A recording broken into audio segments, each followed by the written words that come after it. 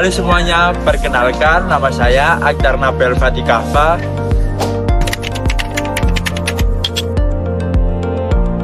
Saya Rahman Darmawan. Saya Muhammad Rizky M.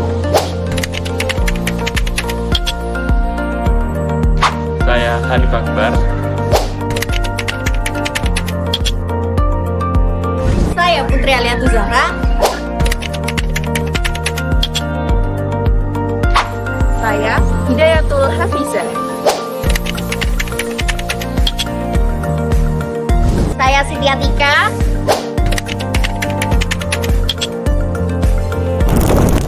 Kami dari Kelompok 4 PDB 56.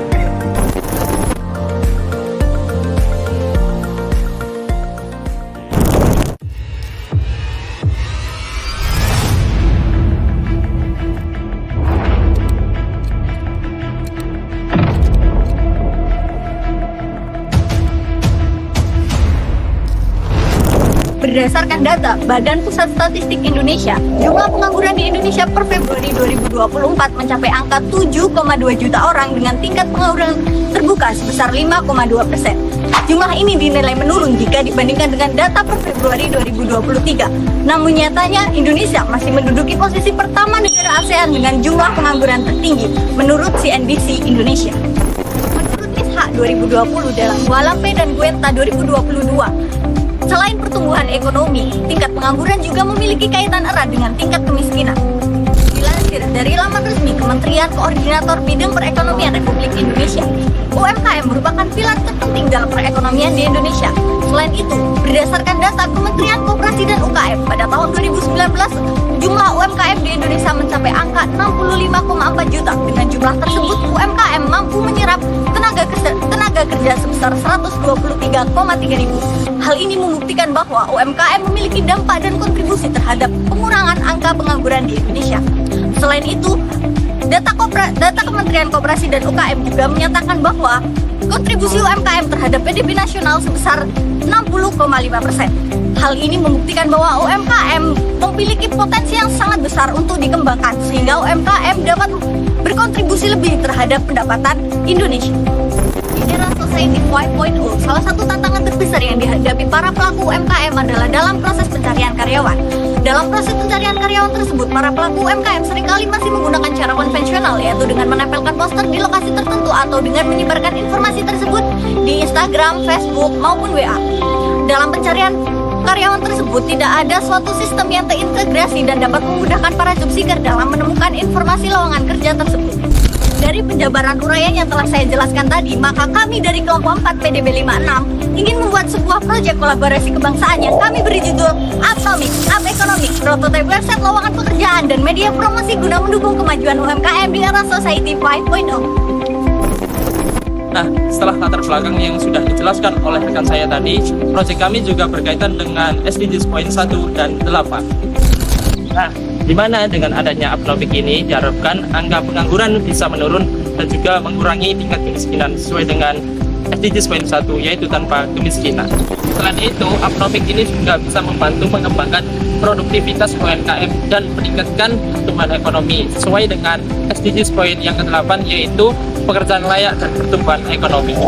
Rumusan masalah pada proyek kolaborasi kami terkait dengan bagaimana penggunaan dan pembuatan prototipe Atomic atau website lowongan kerja guna mendukung kemajuan UMKM di era Society 5.0 serta keunggulan dan keefektifan dari website kami, website lowongan kerja dan media promosi guna mendukung kemajuan UMKM di era Society 5.0. Tujuan khusus dari penelitian kami atau Atomic yang pertama adalah sebagai upaya untuk memenuhi tugas akhir proyek kebangsaan dengan tema cinta tanah air dan pengentasan kemiskinan. Nah, dan yang kedua, tujuan khusus dari proyek kami yaitu sebagai upaya penerapan ilmu yang didapatkan dari perguruan tinggi sebagai wujud pengabdian kepada masyarakat. Nah, dan yang terakhir, yang ketiga yaitu sebagai upaya agar kita menjadi melek terhadap fenomena-fenomena yang terjadi di masyarakat. Jadi tujuan umum penelitian kami yaitu yang pertama adalah untuk mengetahui pembuatan prototipe Atomic, website lowongan kerja dan media promosi untuk mendukung kemajuan UMKM di era Society 5.0. Yang kedua adalah untuk mengetahui cara penggunaan prototipe akademik, website lowongan kerja dan media promosi untuk memajukan UMKM di era Society 5.0. Yang terakhir adalah untuk mengetahui keunggulan dan keefektifan prototipe website lowongan kerja kami dan media promosi guna untuk mendukung kemajuan UMKM di era Society 5.0. Manfaat penelitian. 1. Menambah wawasan peneliti mengenai cara pembuatan prototipe website lowongan kerja dan media promosi guna mendukung kemajuan UMKM di era Society 5.0. Kedua, sebagai upaya untuk mengembangkan UMKM dan memberikan kemudahan bagi para job seeker dalam mencari informasi lowongan pekerjaan melalui Upnomic. 3. Memberikan kontribusi terhadap ilmu pengetahuan dengan penelitian mengenai pembuatan prototipe website. Oke, untuk metodologi penelitian proyek kami, yang pertama kami akan membuat prosedur penelitian yang tentu saja ada 2 prosedur. Untuk prosedur pertama, waktu penelitian kami sekitar pada tanggal 1 sampai 30 November 2024. Dan untuk prosedur yang kedua, tempat pelaksanaan penelitian kami di Sentra UMKM Surabaya, lebih tepat lagi di Jalan Insinyur Haji Soekarno, nomor 11, Medokan Semapir, Kecamatan Sukolilo, Surabaya, Jawa Timur. Dan yang selanjutnya ada yang dinamakan dengan objek penelitian. Jadi objek penelitian dari kelompok kami, dari proyek ekonomi itu sendiri, yaitu para pelaku UMKM dan masyarakat produktif kerja di usia mulai 15 tahun sampai seterusnya. Pada pengumpulan data proyek kami, di sini kita menggunakan sumber data dan teknik pengumpulan data. Dan di sini saya akan menjelaskan terkait dengan sumber data, di mana sumber data yang kami ambil adalah sumber data primer dan sumber data sekunder. Nah, sumber data primer di sini kita berupa hasil wawancara dari para pelaku UMKM dan kuesioner pada masyarakat kriteria usia produktif kerja di atas 15 tahun. Nah, untuk sumber data sekundernya merupakan kumpulan data-data yang dikumpulkan dari buku, artikel maupun jurnal yang berkaitan dengan topik proyek kolaborasi kami. Nah, teknik pengambilan data yang kami gunakan adalah dengan cara survei, yaitu dengan cara mewawancari para UMKM dan juga menyebarkan kuesioner kepada seluruh masyarakat yang memiliki umur di atas 15 tahun. Dari proyek kami, yaitu yang pertama adalah para pelaku UMKM yang ada di wilayah Surabaya, dan yang kedua adalah masyarakat yang usia produktif lebih dari 15 tahun. Dan untuk sampel yang kami gunakan untuk mewakili populasi yang pertama, yaitu adalah 30 para pelaku UMKM yang ada di wilayah Surabaya. Untuk teknik pengambilan sampel yang akan kami gunakan adalah composite sampling. Sedangkan untuk sampel populasi yang kedua, kami akan menggunakan teknik accidental sampling yang akan kami gunakan untuk 30 responden masyarakat yang berada pada usia produktif lebih dari 15 tahun. Software pengembangan proyek. Software yang kami gunakan dalam penelitian ini adalah Figma. Software ini berfungsi untuk melakukan brainstorming serta pembuatan wireframe, mockup, high fidelity, dan desain. Selain itu, pembuatan desain awal website kami menggunakan aplikasi Canva. Dalam pengembangan proyek kami menggunakan 4 metode, yaitu metode literatur, eksperimen, survei, dan juga dokumentasi. Untuk metodologi penelitian selanjutnya, saya akan membahas tentang langkah kerja penelitian.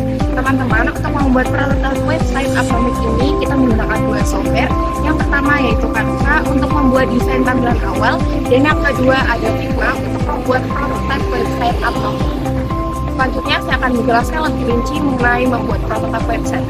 Yang pertama, kita menggunakan user flow yang untuk mengetahui cara pengguna berinteraksi dengan website. Yang kedua, kita menggunakan wireframe, kita buat dulu secara manual di atas kertas. Setelah itu, kita transformasikan menjadi digital wireframe. Dan yang ketiga, teman-teman bisa membuat mockup, yaitu untuk merasionalisasikan desain lebih lanjut. Dan yang terakhir, teman-teman bisa membuat usability atau hi-fi dengan mengintegrasikan antar halaman mockup sehingga memiliki kemampuan untuk berpindah antar halaman ketika ditekan button tertentu. Dan untuk yang kedua, teman-teman, untuk membuktikan keefektifan dan keunggulan dari prototipe website kami akan membagikan kuesioner dan prototipe website di saat yang bersamaan kepada para responden yang telah kami pilih sebelumnya. dalam pengembangan proyek kami menggunakan dua instrumen. Instrumen yang pertama untuk mengidentifikasi kebutuhan apnomik dan juga instrumen yang kedua untuk mengetahui keunggulan dan keefektifan apnomik.